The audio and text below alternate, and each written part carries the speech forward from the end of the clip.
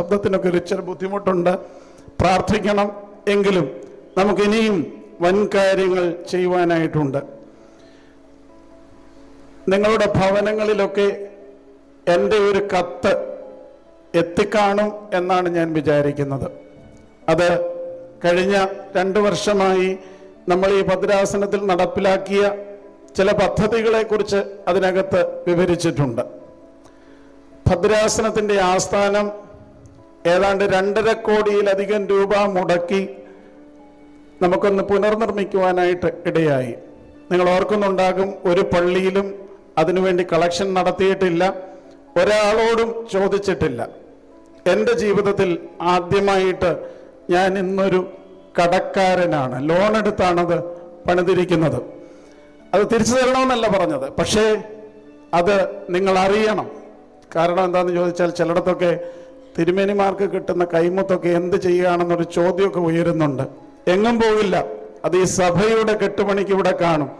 അതുകൊണ്ട് നിങ്ങളുടെ പ്രാർത്ഥന തുടർന്നും ഉണ്ടാകണം. ഭദ്രാസന ആസ്ഥാനത്ത് നിങ്ങൾ വരണം, അത് കാണണം. പത്തനംതിട്ട ടൗണിൽ കഴിഞ്ഞ വർഷം നമുക്ക് നമ്മുടെ ദാനിയൽ മാർ പീലക്സിനോസ് മെമ്മോറിയൽ ബിൽഡിങ്ങിനോട് ചേർന്ന് 33 സെന്റ് സ്ഥലം കൂടെ വാങ്ങിച്ച് അതിനോട് ചേർക്കുവാനായിട്ട് നമുക്ക് കഴിഞ്ഞു. മാക്കാങ്കുന്നിലുള്ള ഈ ശാന്തി സദനത്തോട് ചേർന്ന് നമ്മുടെ വൃദ്ധമന്ദിരത്തോട് ചേർന്ന് 15 സെന്റ് വസ്തു കൂടെ വാങ്ങി ചേർക്കുവാനായിട്ട് നമുക്ക് കഴിഞ്ഞു. നമുക്കെല്ലാവർക്കും അറിയാവുന്നത് പോലെ തുമ്പമണ്ണിൽ നമുക്ക് ഒരു palliative care Bethsaida mission centre ഉണ്ട്. ഏകദേശം 1 ഏക്കർ വസ്തു അതിനോട് ചേർന്ന് വാങ്ങിക്കുവാനായിട്ട് നമുക്ക് സാധിച്ചു. ഞാൻ വീണ്ടും പറയട്ടെ, ഇതൊക്കെ ദൈവത്തിൻ്റെ കൃപ കൊണ്ടാണ് സാധിക്കുന്നത്. ഭദ്രാസനം ആ നിലയിലൊക്കെ വികസനത്തിൻ്റെ പാതയിലാണ്. കഴിഞ്ഞ 1 വർഷമായി 150 ഭവനങ്ങളിൽ അതിൽ കൂടുതൽ ആളുകൾക്ക് എത്തിക്കാനായിട്ടുണ്ട്. പക്ഷെ നമ്മുടെ സാമ്പത്തിക സ്രോതസ് അനുവദിക്കാത്തത് കൊണ്ടാണ് 150 ഭവനങ്ങളിൽ എല്ലാ മാസവും ഒരു ഭക്ഷ്യ കിറ്റ് എത്തിക്കുവാനായിട്ട് നാം ശ്രദ്ധിച്ചിട്ടുണ്ട്. 150 വിധവകൾക്ക് മാസം തോറും 1000 രൂപ വെച്ച് പെൻഷൻ നൽകുവാനായിട്ട് നമുക്ക് സാധിക്കുന്നുണ്ട്. ഇത് കൂടാതെയാണ് 25 വർഷം പിന്നിട്ട പ്രകാശധാര സ്കൂളിൻ്റെ ജൂബിലി നാം ആഘോഷിക്കുകയും ഇനി ആ സ്കൂൾ അവിടെ ഗവൺമെൻറ്റിൻ്റെ നിയമപ്രകാരം അധികകാലം തുടരുവാൻ സാധിക്കാത്തതിനാൽ പുതിയ ഒരു സ്ഥലത്തേക്ക് സ്കൂൾ പണിയുവാനായിട്ടുള്ള പദ്ധതി നാം ആവിഷ്കരിക്കുകയും ചെയ്തിട്ടുണ്ട്. നമ്മുടെ അലക്സ് കോശി പ്രക്കാനം 3 ഏക്കർ വസ്തു അതിനുവേണ്ടി നൽകിയിട്ടുണ്ട്. അവിടെ പുതിയൊരു സ്കൂൾ ഉണ്ടാകണം. ഏതാണ്ട് ഒരു 50 കുട്ടികളെയെങ്കിലും അവരുടെ മാതാപിതാക്കളുടെ കാലശേഷം അവരെ സംരക്ഷിക്കുവാൻ വകയില്ലാത്തതിനാൽ 50 പേരെ പൂർണ്ണമായി ഏറ്റെടുത്ത് അവരുടെ ജീവിതത്തിൻ്റെ അവസാനം വരെ സംരക്ഷിക്കുവാനായിട്ടുള്ള ഒരു പദ്ധതി കൂടെ നമ്മൾ പ്ലാൻ ചെയ്യുകയാണ്. അതോടൊപ്പം തട്ടയിൽ സ്ത്രീകൾക്ക് മാത്രമായിട്ടുള്ള സെന്റ് മേരീസ് ഹോം, അങ്ങാടിക്കൽ പുരുഷന്മാർക്കായിട്ടുള്ള സെന്റ് ഗ്രിഗോറിയോസ് സ്നേഹാലയം തുടങ്ങിയ സ്ഥാപനങ്ങളൊക്കെ നമ്മുടെ കർത്താവിൻ്റെ സ്നേഹം നാം പങ്കിടുന്ന ഇടങ്ങളാണ്. Bethsaida mission centre, Mar Yausebios palliative care കഴിഞ്ഞ വർഷം ഏതാണ്ട് ജാതി മത ഭേദമന്യേ 1000-ഓളം കുടുംബങ്ങളിലാണ് നമ്മുടെ മൊബൈൽ യൂണിറ്റ് അതിൻ്റെ ശുശ്രൂഷ എത്തിച്ചത്.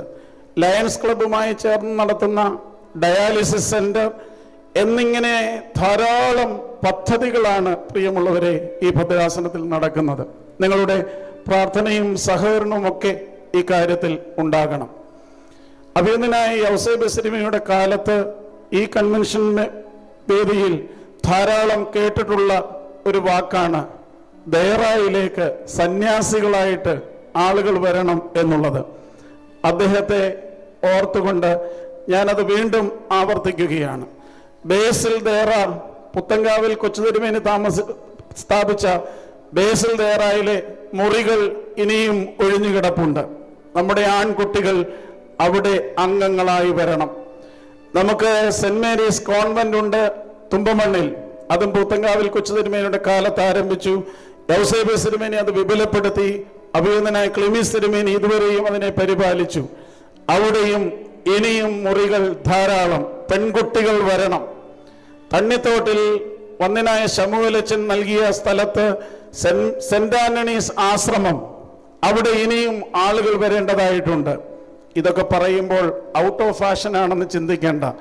ക്രൈസ്തവ ജീവിത സാഹചര്യങ്ങളിൽ അതിൻ്റെ ഒരു പാരമ്പര്യത്തിൽ ഒരു ഉപയോഗമുണ്ട്. ഫൂൾസ് ഫോർ ക്രൈസ്റ്റ്, ക്രിസ്തുവിന് വേണ്ടിയുള്ള വിഡ്ഢികൾ, മണ്ടന്മാർ, മണ്ടികൾ എന്നൊക്കെ നമുക്ക് പറയാം. അത്തരത്തിലുള്ള ഒരു വിഡ്ഢിത്വത്തിലേക്ക് ക്രിസ്തുവിന് വേണ്ടി എന്തെങ്കിലുമൊക്കെ ചെയ്യുവാനായിട്ടുള്ള ഒരു ആഹ്വാനം ഉണ്ടാകേണ്ട ഒരു വേദി കൂടെയാണിത്. അതുകൊണ്ട് ഞാൻ ആഹ്വാനം ചെയ്യുന്നു, നമ്മുടെ ഈ ആശ്രമങ്ങളിലും മഠത്തിലുമൊക്കെ ഇനിയും നമ്മുടെ കുട്ടികൾ വരണം. അവരെ എനിക്ക് ആയുസ്സുള്ളിടത്തോളം കാലം ഞാൻ സംരക്ഷിച്ചു കൊള്ളാം. മാതാപിതാക്കൾക്ക് നൽകുന്ന അതൊരു ഉറപ്പാണ്. പ്രാർത്ഥിക്കണം, സന്യാസ സമൂഹങ്ങൾ സഭയിൽ ശക്തിപ്പെടണം. അതുപോലെ തന്നെ നരിയാപുരം വൈദിക സദനം, അത് സഭ ഭദ്രാസനത്തെ ഏൽപ്പിച്ചിരിക്കുന്നു. അവിടെ ഇനിയും നമുക്ക് ഡെവലപ്മെന്റുകളും പുതിയ പദ്ധതികളും ആവിഷ്കരിച്ച് നടപ്പാക്കണം. വാഴമുട്ടത്തെ ഫാദർ ജോഷുവ മെമ്മോറിയൽ സെന്റർ, അത് വാഴമുട്ടത്തെ ജോഷുവ അച്ഛൻ അദ്ദേഹത്തിന്റെ മകൻ ഫിലിപ്പോസ് ജോഷുവ ഭദ്രാസനത്തിന് നൽകിയതാണ്. അവിടെ ഒരു വർക്കിംഗ് വിമൻസ് ഹോസ്റ്റൽ നടത്തുവാനായിട്ടുള്ള ഒരു സംവിധാനത്തെക്കുറിച്ചുള്ള പ്രാഥമിക ആലോചനകൾ നടക്കുകയാണ്. നമ്മുടെ ശതോത്തര സുവർണ ജൂബിലിയോടനുബന്ധിച്ച് നമ്മൾ പ്രഖ്യാപിച്ച ഒരു സമൂഹ വിവാഹം ഇനി നടക്കുവാനായിട്ടുണ്ട്. ഒരു കപ്പിളിന് ഏതാണ്ട് 2 ലക്ഷം രൂപ വെച്ച് ഒരു 15 വിവാഹങ്ങളെങ്കിലും നടത്തണം എന്നാണ് ആഗ്രഹിക്കുന്നത്. എന്നാൽ ഇവിടെ ഇരിക്കുന്ന എല്ലാവർക്കും സഹായിക്കാൻ കഴിയുന്നതാണ് നമ്മളിനി തുടരേണ്ട ഭക്ഷ്യക്കിറ്റ് വിതരണവും വിധവാ പെൻഷനും. ഒരു ഭക്ഷ്യക്കിറ്റിന് 1500 രൂപയാണ്. ഈ പന്തലിൽ എന്നെ കേൾക്കുന്ന 150 പേർ ഒരു വർഷത്തേക്ക് എല്ലാ മാസവും 1500 രൂപ വെച്ച് തന്നാൽ ഇനിയും അത് നമുക്ക് തുടരാം. അതുപോലെ തന്നെയാണ് 150 വിധവമാർക്ക് 1000 രൂപ വെച്ചുള്ള പെൻഷൻ. ഇവിടെ ഇരിക്കുന്ന 150 പേർ അതിന് തയ്യാറായാൽ നമുക്ക് ഈ വർഷം മുഴുവൻ ഇനി വിധവമാരെ സഹായിക്കാം. ഇത് വലിയൊരു തുകയല്ല എന്നുള്ളത് നിങ്ങൾക്കറിയാം.